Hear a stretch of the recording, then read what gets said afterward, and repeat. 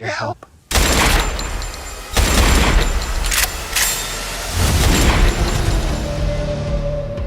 What is up, chocolatiers? We don't have any mic for this one. We're recording this one in the truck because I'm fucking baffled. So I just, Christ, man, I don't even know where to start. I just watched the worst film of 2026. It's going to be hard to top this film. I really thought that The Strangers Chapter 3 really just set it in stone. You know, you got haters out there. People will be like, well, what about Mercy? Well, what about this? I don't like The Bride. No, this is a bad film. I saw Protector today, the Milla Jovovich film, starring herself, of course. And the movie, I will say this, I like to be positive on the channel, so I will give credit where credit's due. I think that the plot, I think that it's good. I think that, you know, the overall structure of the film is fine. Everything else is what I don't like. So what I mean by that plot is that if you don't know, I'm sure you don't, this is like a Magenta Films movie. This came to my AMC. Basically, this film revolves around her, Milla Jovovich's character, being like this badass, I can do it all special forces unit type of person. I don't have a problem with that. I know the day and age we live in, somebody would like to call that woke or DEI. I don't give a shit. It's kind of like John Wick. It's like, okay, he's bulletproof, he's holding up this and that, whatever. I don't care how badass you are. If you go up in a room full of 30 guys, you're probably gonna fucking die. I don't care who you are. That's not realistic. So I take it with a grain of salt whenever I watch any movie like this. So I was like, Milla Jovovich, I was like, you know what? I was like, maybe this one's it. Maybe this is gonna be the film that's gonna be okay. I didn't like the trailer. The poster's god awful, but I said, you know what? I was like, I like the plot, because the plot is that she, like I said, badass, you know, killer of killers, whatever, but she's missing all of her daughter's birthdays and stuff like that. She's basically barely in her life because she's in the military and stuff. And finally she's back from, you know, deployment and stuff like that, because her husband has died from leukemia.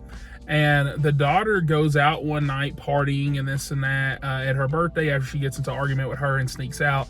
And she ends up getting human trafficked. And that's scary, especially considering, you know, things that happen in the modern age. So it's kind of hitting close to home, right?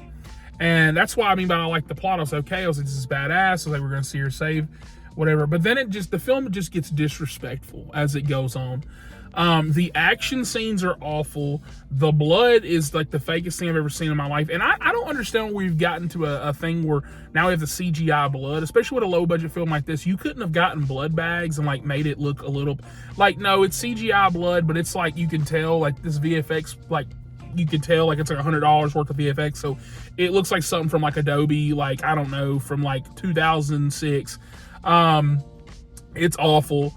The biggest problem I have with this film is, so the initial plot, like I just told you before, that happens, okay?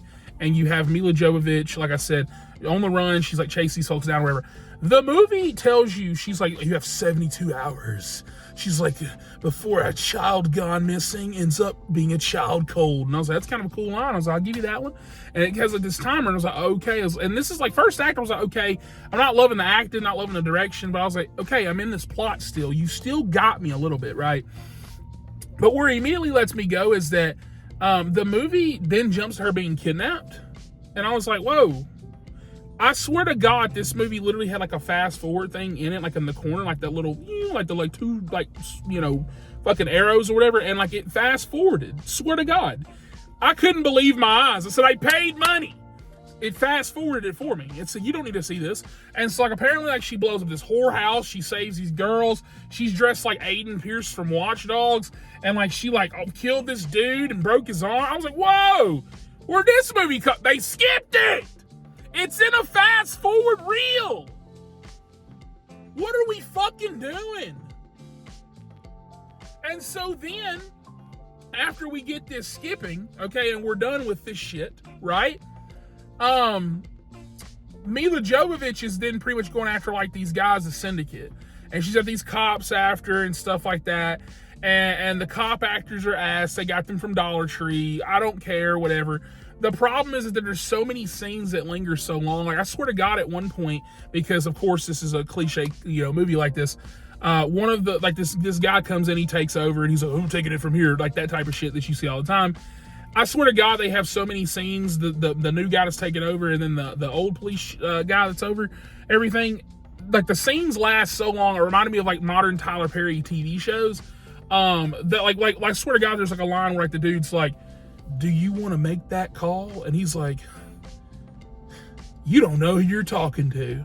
And the guy's like, "I asked you, did you want to make that call?" And he's like, "And you don't know who you're talking to." And I'm like, where's Milla Jovovich? There's so many scenes you could cut from this.